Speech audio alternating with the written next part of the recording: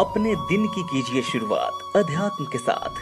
देखिए धर्म गंगा कार्यक्रम प्रत्येक दिन सुबह 9 बजे नए एपिसोड में नई जानकारी और प्रसंगों के साथ होंगी अध्यात्म की बात। पेश है धर्म गंगा कार्यक्रम। नमस्कार, सुप्रभात। मैं दिलजीत आपके साथ फिर से एक बार उपस्थित हूँ धर्म गंगा कार्यक्रम में और सुबह के 9 बज चुके हैं और आज हम सनातन धर्म के विषय में जानेंगे कि हमारे सनातन धर्म में पेड़ पौधे जो होते हैं उनको भी विशेष महत्व दी जाती है और उनकी पूजन भी की जाती है। उन विषयों पे हम चर्चा करने के लिए हमारे साथ मौजूद हैं प्रसिद्ध कथावाचक आचार्य पंडित धीरज झा धर्मेश जी महाराज। और जैसा कि हम सभी जानते हैं कि सनातन धर्म में पीपल, नीम, बट, वृक्ष जो होती है, तुलसी का जो पौधा होता है, उन सभी का विशेष महत्व अपने सनातन धर्म में दी गई है और उनकी पूजन भी होती है। और इन्हीं पे चर्चा के लिए हम बात करेंगे महाराज जी से। सबसे पहले महाराज जी आपका स्वागत है। जय श्री राधे, सुप्रभात। और पहला प्रश्न कि सनातन धर्म में पेड़ पौधों को विशेष महत्व दी गई है, इसके पीछे का क्या रहस्य है? इसके पीछे वैज्ञानिक, आध्यात्मिक, पौराणिक बहुत सारा महत्व है। कितना उसका वर्णन किया जाए।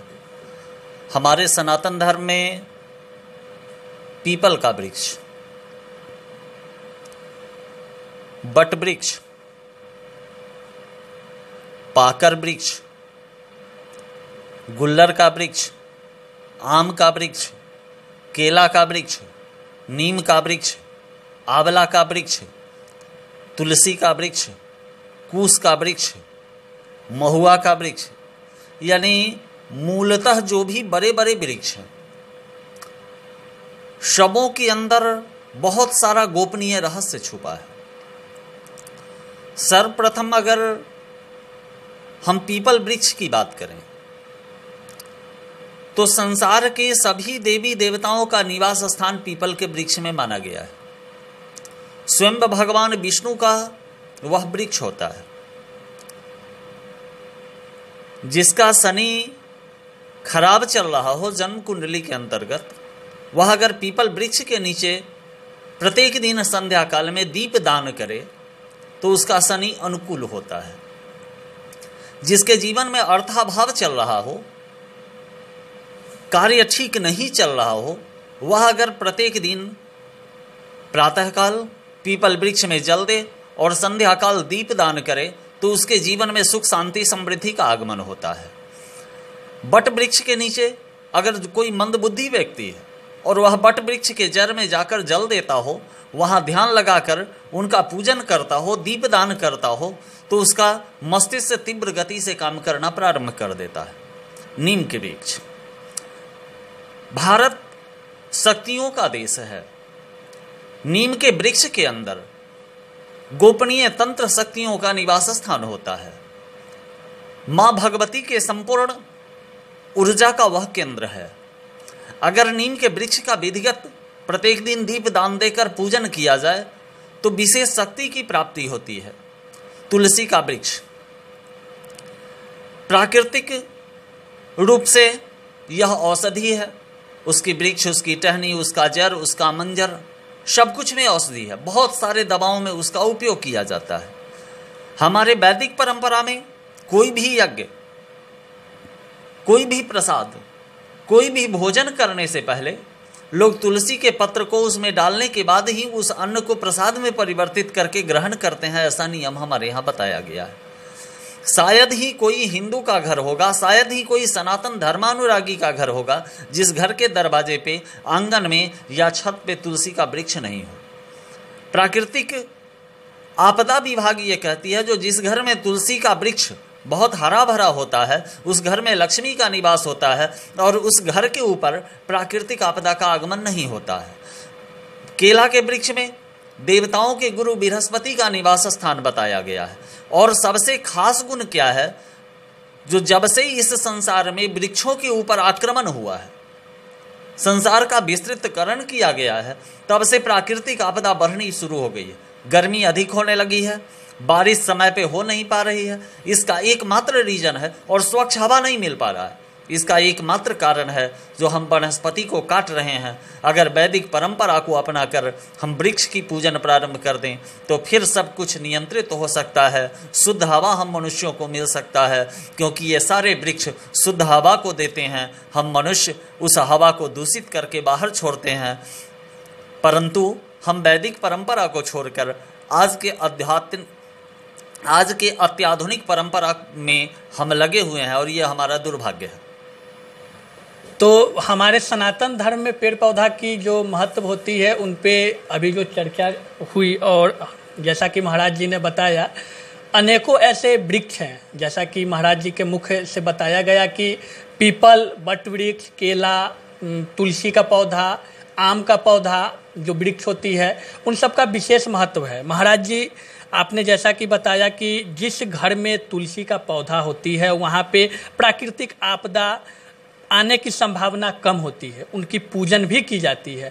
तुलसी के पौधा को देखा गया है अक्सर वहाँ पे स्त्री पूजा करती है, उसके पीछे का क्या कारण है? देखिए, आपने प्रश्न किया, इस प्रसंग पे मैं हल्का सा प्रकाश डालूंगा क्योंकि बहुत बड़ा प्रसंग है।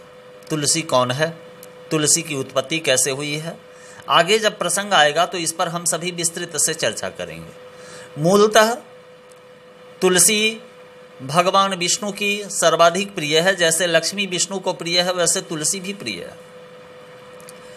तुलसी मूलतः स्त्री है,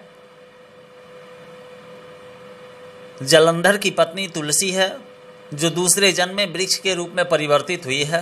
कौन है, कैसे है, मैं आगे बताऊंगा।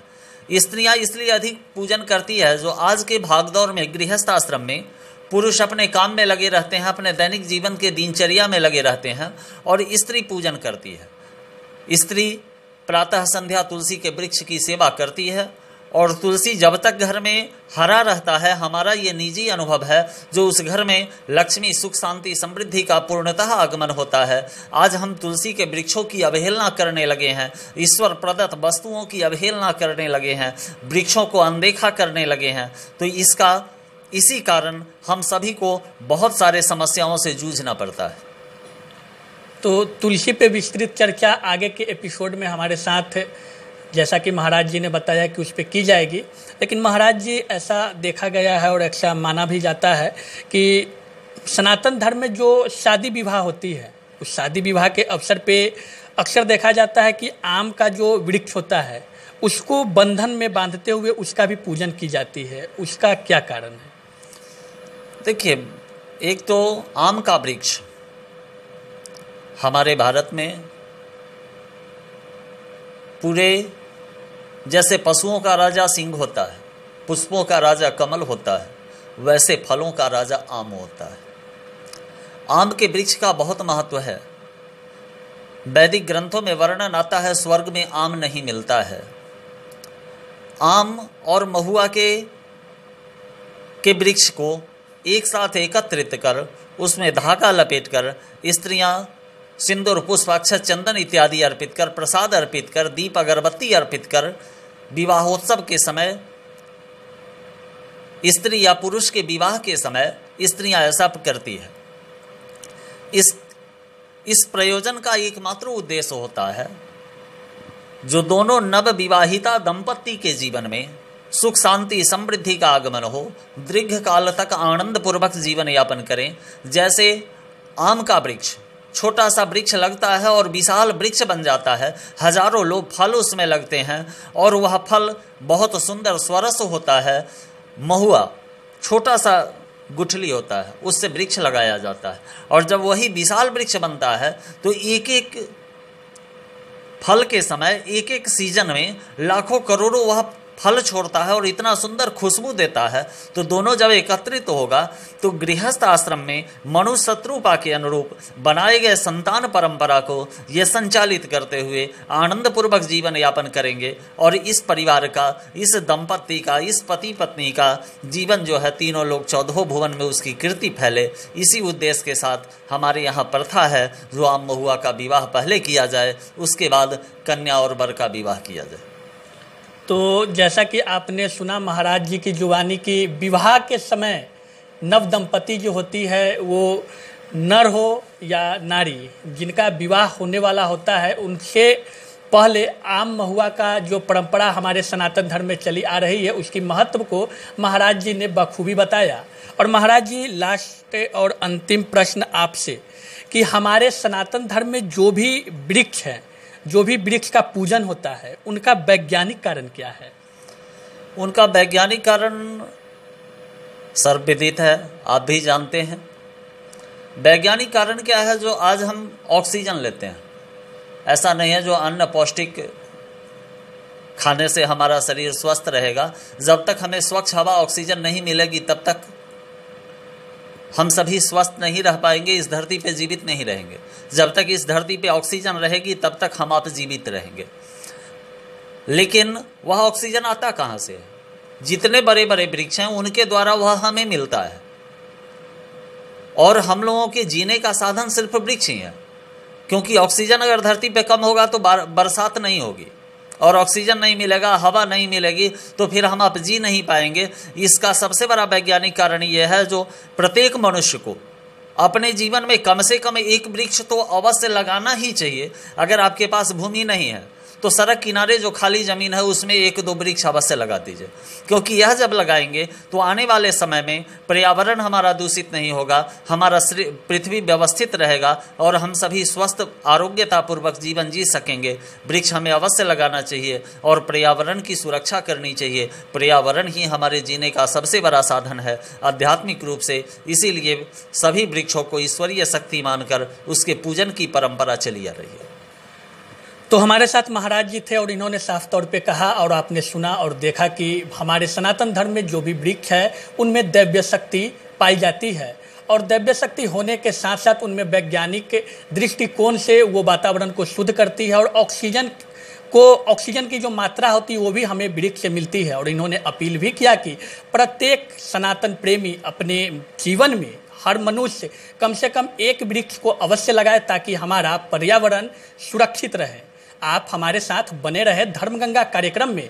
हर सुबह 9 बजे हम आपके साथ उपस्थित रहेंगे। हर एक नए तथ्य के साथ सनातन धर्म से जुड़ी हुई हर विषय पे चर्चा होगी।